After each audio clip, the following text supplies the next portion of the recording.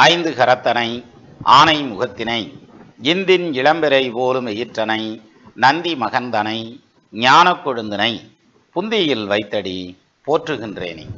வணக்கம். நம்ம ஜோதிட சொந்தங்கள் எல்லாருக்கும் வணக்கம். இன்னைக்கு நம்ம பார்க்க போகிற தலைப்புங்கிறது கொஞ்சம் வித்தியாசமான தலைப்பு. எப்படின்னா, பொதுவாகவே ஜாதகம் படிக்கிறப்ப ஓரளவுக்கு பார்த்து ஒரு எக்ஸ்பீரியன்ஸ்னு தாண்டி வந்தாச்சுன்னா கூட பிரச்சனை இருக்காது. இந்த ஜாதகம் படிக்கிறதுங்கிறது கிட்டத்தட்ட டாக்டருக்கு படிக்கிற மாதிரி. அடேங்க அப்பா, உங்க அதை மட்டும் தூக்கி சொல்கிறீங்களாக்கும், உயர்வாக சொல்கிறீங்களாக்கும் அப்படின்னாக்கா அப்படில்ல ராசா.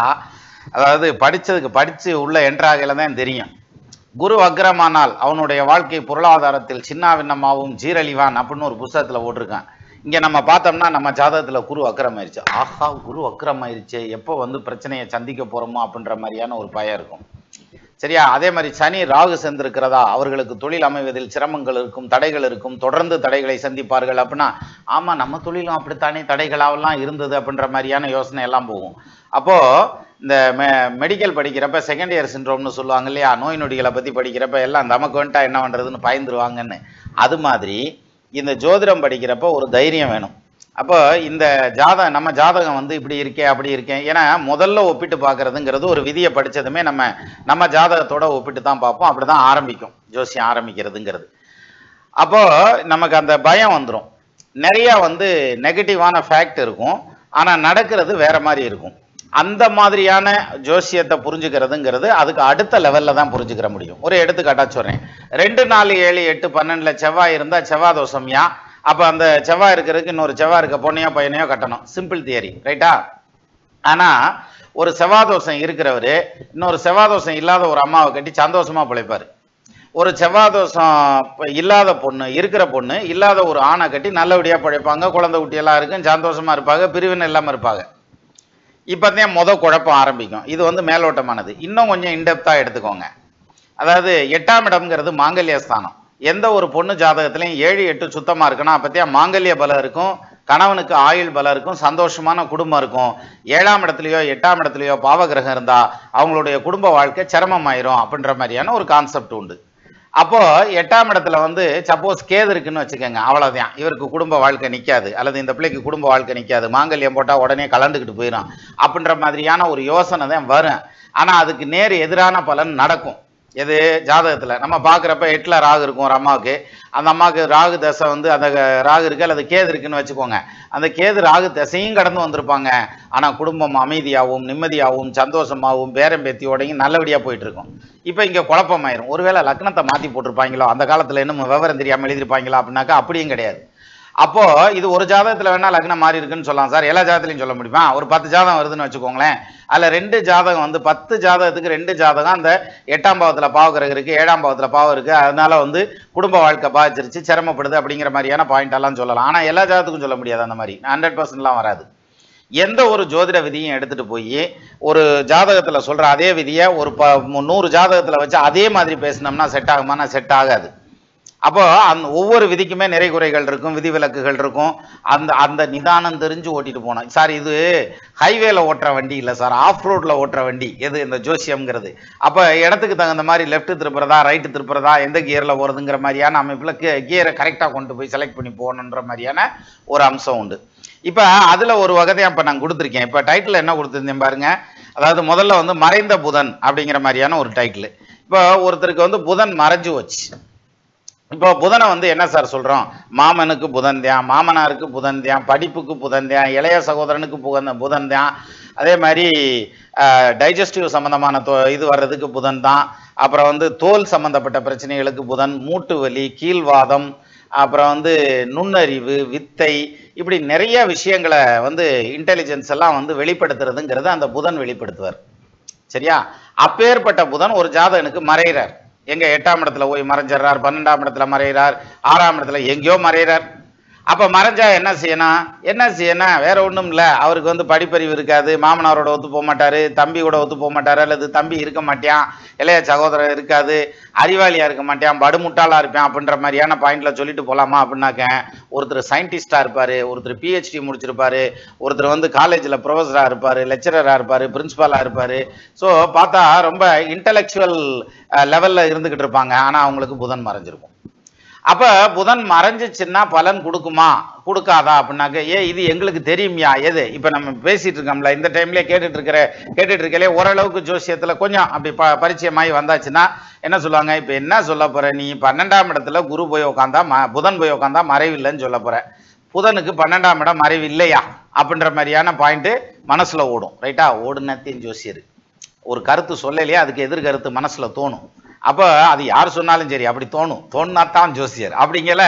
இப்ப நான் சொல்றேன் மறைந்த புதன் அப்படின்னாக்கு நிறைந்த யோகத்தை கொடுப்பார் அப்படின்ற மாதிரியான அமைப்பு உண்டு. அப்ப புதன் 12ஆம் இடத்துல போய் உட்காந்தா அந்த 12ஆம் இடம் புதனுக்கு மறைவில்லைப்பா, அதனால இது ஒன்றும் பிரச்சனை இல்லை, நீ ஆத்த என்ன சொல்ல போற அப்படின்னா இல்ல அது சொல்லல. 12ஆம் இடம் இல்லை, 8ஆம் இடத்துல புதன் மறைஞ்சாலும் பலன் கொடுக்குமாப்பா. அப்ப எப்படி கொடுக்கும்? 8ஆம் இடம் மறைவு ஸ்தானம் தான் ஆக்சுவலா புதனுக்கு, 12ஆம் இடம் மறைவு ஸ்தானம் கிடையாது, 6ஆம் இடம் மறைவு ஸ்தானம் தான். ஆனா இந்த மறைவு ஸ்தானத்துல 12 விட்டுருங்க, 6ஆம் இடத்துலயோ 8ஆம் இடத்துலயோ புதன் மறைந்திருந்தாலும் யோகத்தை கொடுக்கும். நிஜமாவா சொல்ற? நான் நெசமத்தையே கொடுக்கேன். எப்படி? ஒரு சின்ன எடுத்துக்காட்டு வச்சுக்கிருவோம். கடக லக்னம் அப்படின்னு எடுத்துக்கிருவோம். கடக லக்னத்துக்கு 12ஆம் பாவத்துல புதன் போய் உட்காந்துருக்காரு.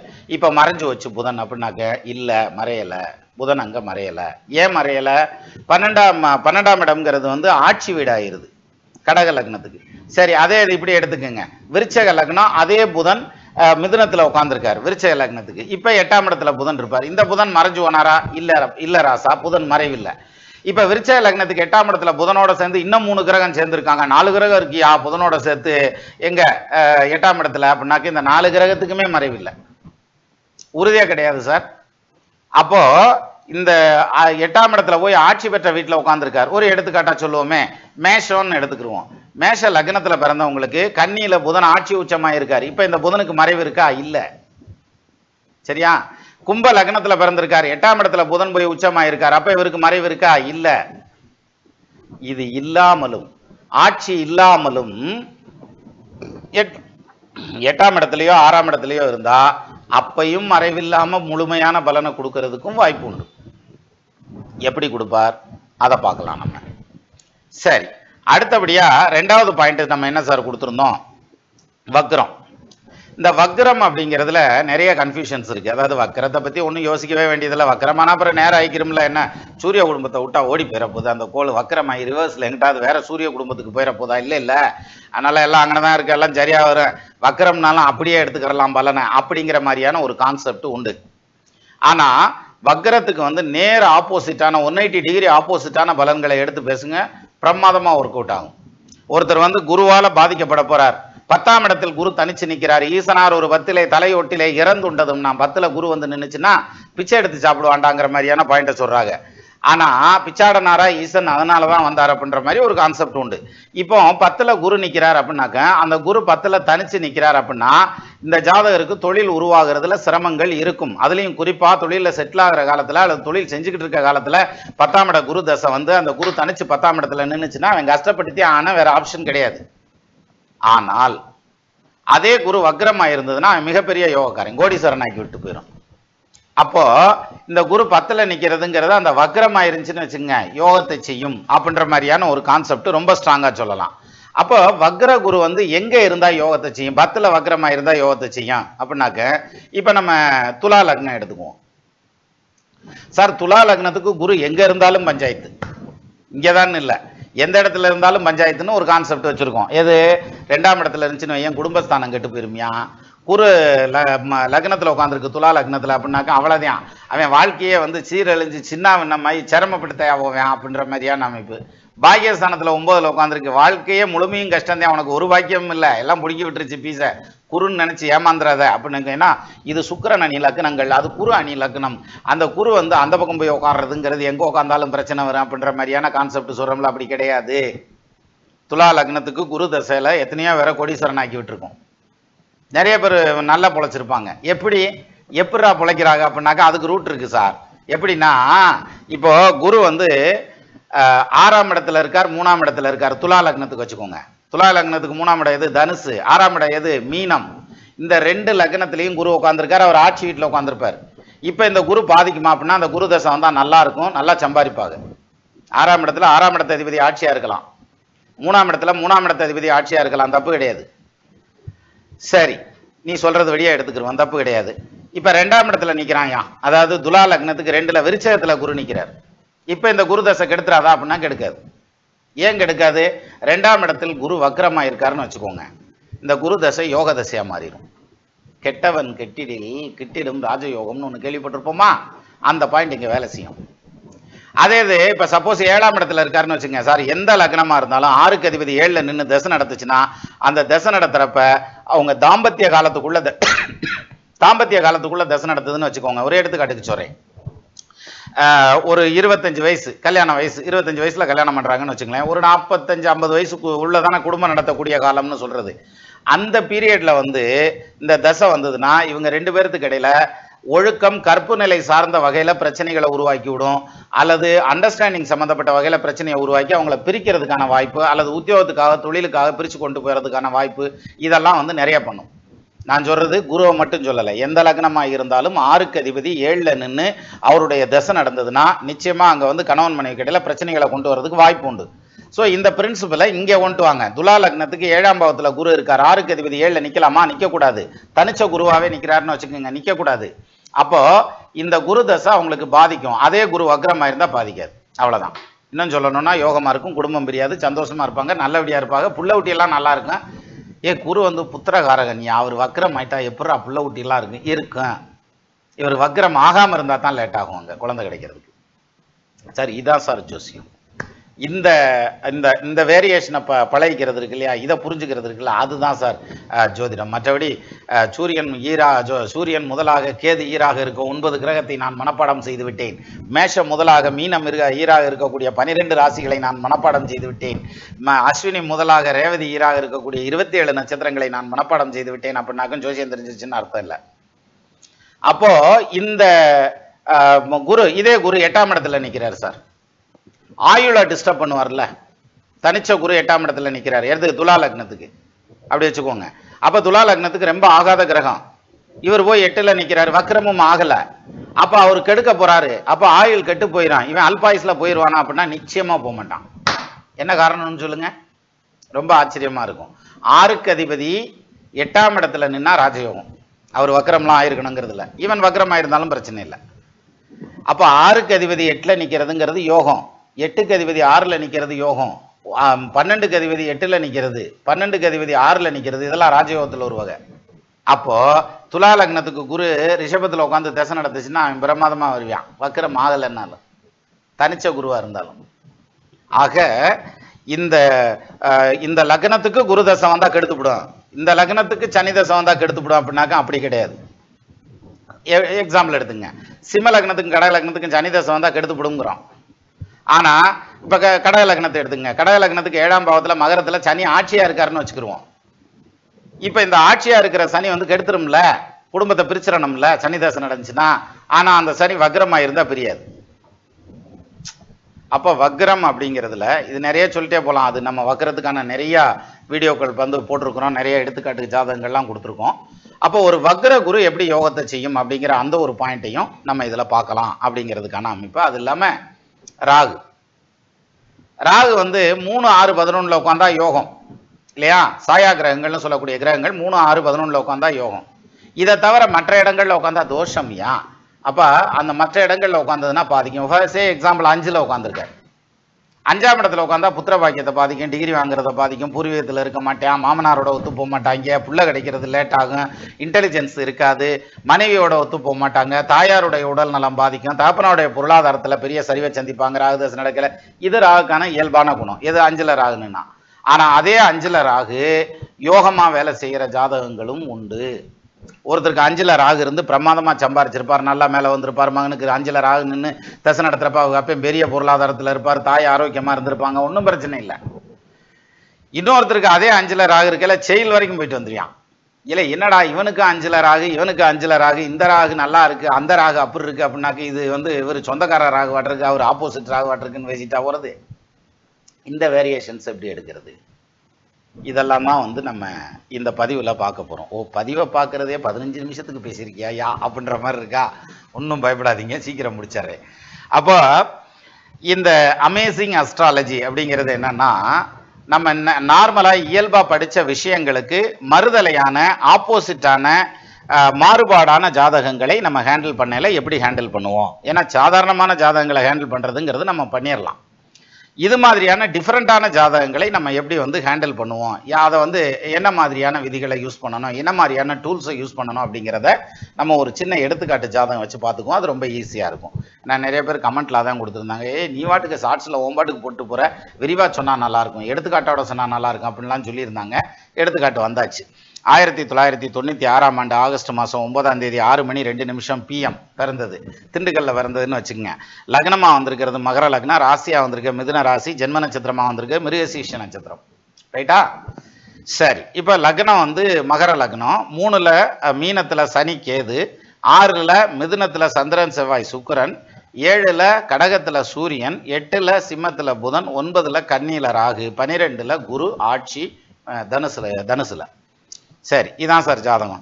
இப்போ இந்த ஜாதகருடைய படிப்பு எப்படி இருக்கும் அப்படிங்கிறத ஒரு கணிப்பு சொல்லுங்க அப்படின்னு சொல்றாங்கன்னு வச்சுக்கோங்களேன். கையில் கொண்டு வந்து கொடுத்து பிறந்த உடனே கொடுக்குறாங்கன்னு வச்சுக்கோங்க. இப்போ வயசு 29 வயசு வந்துருச்சு. இருந்தாலும் ஒரு 2 வயசுல 5 வயசுல கொண்டு வந்து கொடுக்குறாங்க ஜாதகத்தை. ஏப்பா படிப்பு எப்படிப்பா இருக்கேன் பார்த்து சொல்லியா, இந்த குழந்தைக்கு எப்படி இருக்கும் அப்படின்னா என்ன சொல்லுவோம்? ரைட், இவருக்கு கல்வி ஸ்தானாதிபதி யாரு? 2ஆம் பாவாதிபதி, கேதுவோட சென்டர் சனி. சரி, அப்போ ஆரம்ப கல்வியிலேயே பஞ்சாயத்து. சரி, 5க்கு அதிபதி யார்? பட்டப்படிப்பு வாங்குறதுக்கு அவர் வந்து சுக்கிரன். அவர் 6ல் போய் மறைஞ்சு வனார்ல. ஏழை பட்டமும் கிடையாது, ஒன்றும் கிடையாது. அப்போ ஏதோ ஓரளவுக்கு படிக்கும். படிப்பு வந்து பள்ளிக்கூடத்து லெவலில் படிக்கலாம்யா, அதுவும் படிப்பு சிறப்பாக இருக்காது, பெர்ஃபார்மன்ஸு சுமாராகத்தான் இருக்கேன் அப்படின்ற மாதிரியான பாயிண்டில் போகலாம். சரி, இது இல்லாமல் வித்யாகாரகன்னு சொல்லக்கூடிய புதன் வேற 8ல் மறைஞ்சிட்டாரு. மேத்ஸில் உன் பிள்ளை வீக்காக இருக்கும்யா அப்படின்ற மாதிரியான ஒரு பாயிண்ட் சொல்லலாம். இது ஒரு டைப்பான கான்செப்ட். இன்னொன்று எடுக்கலாமா? செவ்வாய் தசை வந்து 3 வருஷம் நடந்திருக்குது. அதுக்கப்புறம் வந்து ராகு தசை நடக்க போகுது. அப்போ 21 வயசு வரைக்கும் நடக்கிறது ராகு தசை. இந்த ராகு எங்கே உட்காந்துருக்காரு? 9ஆம் பாவத்தில் உட்காந்துருக்காருப்பா ராகு. அப்போ ராகு வந்து 3, 6, 11 உட்காந்தா தான் யோகத்தை செய்ய.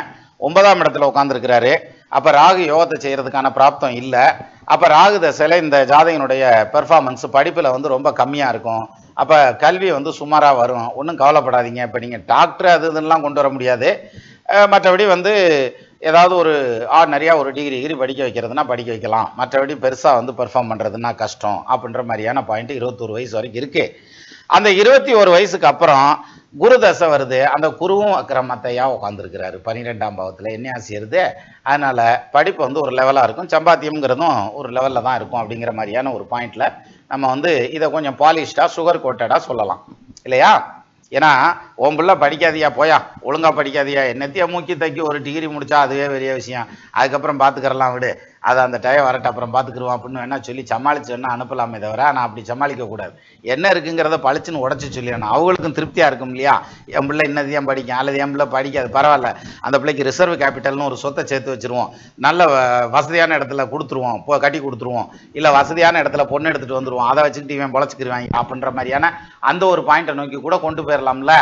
அதுக்கு அவங்க பிளான் பண்ணுறதுக்காவது நம்ம ஒரு வழிதொகை வகுத்து கொடுக்கணும்ல. அப்போ இது 21 வயசு வரைக்கும் இப்படி போகுது. அதுக்கப்புறம் குரு தசை வருது. குருவுமே வக்கிரமாய் கிடக்காரு. இப்போ இந்த ஜாதியினுடைய வாழ்க்கை எப்படி இருக்கும் அப்படின்னாக்க, ஆக்சுவலாக ஸ்கூலில் படிக்கிற காலத்தில் இந்த ஜாதகி ஸ்கூல் ஃபஸ்ட் மார்க்கு, சரியா? அதே மாதிரி டிகிரி அப்படின்னு எடுத்துக்கிட்டால் டிகிரியில் அது என்னத்தை சொல்கிறது, பிரமாதமான பெர்ஃபார்மன்ஸு. அது இல்லாமல் வந்து மேற்கொண்டு படிக்கல ஆடிட்டர், பெரிய படிப்பு. ஆடிட்டருங்கிறது நம்ம ஊர் ஆடிட்டர் இல்லை, வெளிநாட்டு ஆடிட்டர், சரியா? வெளிநாட்டில் நம்ம ஊரில் ஆடிட்டர் படிக்கிறதுக்கே ரொம்ப டைட்டான கோர்ஸ் அப்படிங்கிறாங்க, ரொம்ப சிரமப்பட்டு படிக்கிறாங்க. அதே இது வெளிநாடுகளில் ஆடிட்டருக்கு படிக்கிறது அப்படின்றது அந்த மாதிரியான வெளிநாட்டு யூனிவர்சிட்டியில் அந்த மாதிரியான கோர்ஸ் எல்லாம் படித்து முடித்து நல்ல பொசிஷனில் உட்காந்துருக்காங்க. இது எப்படிப்பா? முதல்ல அவங்க நல்ல பொசிஷனில் இருக்கலாம் இருக்கட்டும், படிப்பு எப்படி வந்துச்சு? ராகு 9ல் இருந்துச்சு 21 வயசு வரைக்கும், என்ன நிதியம் படித்தாங்க. அதே மாதிரி குரு வந்து 12ஆம் பாவத்தில் போய் வக்கரம் ஆகித்தானே நிற்கிறாரு, ஆட்சி விட்டு வக்கரம் ஆயிட்டார்ல. அப்போ வந்து நெகட்டிவ் இம்பேக்ட் தானே கொடுக்கணும். எப்படி இது நடந்தது? நான் அதனாலதான் சொல்கிறேன், வக்கரமானாலும் அதெல்லாம் எடுத்துக்க வேண்டியதில்லை அப்படின்னு வந்து பேசலாம் ஆர்கியூமெண்ட்டுக்கு. ஆனால் அப்படி இல்லை. இங்கே பாருங்கள், இந்த ஜாதகத்தை மறுபடியும் ஸ்க்ரீனுக்கு எடுத்துக்கிடுவோம். லக்னமாக வந்திருக்கிறது கும்ப லக்னம், அதுனா மகர லக்னம். இந்த ராகு என்ன செஞ்சார் அப்படின்னா, ராகு உட்கார்ந்துருக்கிறது யாருடைய சாரம் வாங்கியிருக்காரு சார்? சந்திரனுடைய சாரம் வாங்கியிருக்கார். ராகு யார் வீட்டில் உட்காந்துருக்காரு? புதன் வீட்டில் உட்காந்துருக்காரு. இப்போ பாருங்க, புதன் 8ல் இருக்காருங்கிற பாயிண்ட்டை விட்டுருங்க. இந்த இடத்துல ராகு எங்கே இருக்காரு? கன்னியில் இருக்காரு. இந்த கன்னியில் இருக்க ராகுக்கு டிசைடிங் அத்தாரிட்டி, அதாவது ராகு நல்லது பண்ணுவாரா கெட்டது பண்ணுவாரான்னு முடிவு பண்ண வேண்டியது 2 கிரகம். இது எப்படிங்கிறத நம்ம நிறையா வீடியோவில் பார்த்துருக்கோம். இந்த சீக்ரெட்ஸ் ஆஃப் ராகு இதுல எல்லாம் நிறைய பார்த்துருக்கோம். சரி, இப்போ இந்த ராகுவுக்கு டிசைடிங் அத்தாரிட்டின்னு எடுத்துக்கிட்டா 2 பேர் தான். ஒன்று புதன், இன்னொன்று வந்து சந்திரன். இந்த புதனும் சந்திரனும் தங்களுக்குள்ள சஷ்டாஷ்டகமா நின்னா இந்த ராகு தசை கவுத்துரும். என்னதான் கன்னியில ராகு உட்கார்ந்துருக்காரு, ஆமையிடம் மிருதுசுரா நண்டு கன்னி 5 இடத்திற்கு கருணாகம் அமையுமாயின் பூமேடை மேல் துயிலும் ராஜயோகம் பொருந்துருவான்னு சொல்றான்ல, இந்த பாட்டெல்லாம் அங்கே ஒர்க் அவுட் ஆகாது, கவுத்து விட்டு போயிடும். எது? இந்த புதனும் சந்திரனும் சஷ்டாஷ்டகமா உட்காந்துருந்துச்சுன்னா இங்கே உட்காரல. புதனும் சந்திரனும் நல்ல பொசிஷன்ல உட்காந்துருக்காங்க, 3 11 உட்காந்துருக்காங்க இல்லையா? அப்போ இந்த ராகு தசை யோக திசையா செயல்படுது. சார், ஒருத்தருக்கு தமிழ் வித்தை பெருகணும் அப்படின்னு வச்சுக்கோங்களேன், அவங்களுக்கு வந்து புதன் நல்ல கண்டிஷன்ல இருக்கணும், அப்பதான் கவியெல்லாம் சொல்ல முடியும். சரியா? பொன்புதன் 2 கோவும் பொருந்திய கேந்திரத்தில் பிந்திரி கோணமேரில் பெற்றிடும் வித்தை லாபம். சனியலாதருவர் தானுமே கூடி புனிதராயிருக்க புலவனாய் கவிதை இனிதன உரைத்தை எண்டு செய்யெங்கும் மனுவுட நீதி மன்னனாகுவானே. அப்போ புதன் வலுவா இருந்தா ஒருத்தனுக்கு தமிழ் வித்தை பெருகும். அதே புதன் வலுவா இருந்தா மேத்ஸ் நல்லா போடுவாங்க. செவ்வாய் வலுவா இருந்தா தெலுங்கு வித்தை பெருகும்னு ஒரு கணக்கெல்லாம் உண்டு. ராகு வலுவா இருந்தா வெளிநாட்டு பாஷைகள். 6ல் இந்த மாதிரியான கிரகங்கள்லாம் இருந்ததுன்னா பேசிய வித்தைக்கான வேறலாம் 6ல் நின்று ஆசையாய் நெருங்கி பார்க்க அங்கனம் பிறந்தோனுக்கு மாசிலா சகல பாசை மழையென பேசவல்லாம். அப்போ அந்த மாதிரியான அமைப்புல வந்து இந்த 6ஆம் இடம் வந்து ஸ்ட்ராங் ஆகும். சரி, இது ஒரு பக்கம் இருக்கட்டும். இப்ப புதன் வந்து கணக்குக்கான கிரகம். ஆடிட்டர் படிப்புங்கிறது கணக்குக்கான படிப்பு. அந்த புதன் போய் 8ல் மறைஞ்சிட்டார், ஆனா இந்த இடத்துல ஆடிட்டர். எப்படி? அந்த ராகு தசை நடந்ததும் இந்த ராகுவுக்கு டிசைடிங் அத்தாரிட்டியா புதன் வந்திருக்காரு. யாரு? புதன் வீட்டில் உட்காந்துருக்காரு ராகு. சரியா? அதே மாதிரி ராகுவுக்கு கால் கொடுத்தது யாரு? சந்திரன், அஸ்த நட்சத்திரம். அவர் எங்க உட்காந்துருக்காரு? அவரும் புதன் வீட்லயே உட்காந்துருக்காரு. அப்போ தசாநாதன் புதன் வீட்டில், நட்சத்திர சாரம் கொடுத்தேன் புதன் வீட்டில். அந்த புதன் வந்து ராகுக்கு வலு சேர்க்கிற விதமா, ராகுக்கு 12ல் இருக்கார், 12ஆம் இடம் மறைவில்லை புதனுக்கு. அதே மாதிரி சந்திரனும் புதனும் 3 11 உட்காந்துருக்காங்க. இங்க ராகு தசை தூக்கிடுச்சு மேல. சரியா? இப்ப இதே இதுல புதனும் சந்திரனும் 6 8 12 உட்காந்துருக்குன்னு வச்சுக்கோங்க. அப்ப இந்த ராகு தசை நடந்துருந்துச்சுன்னா இந்த பிள்ளைனால படிக்க முடியாது.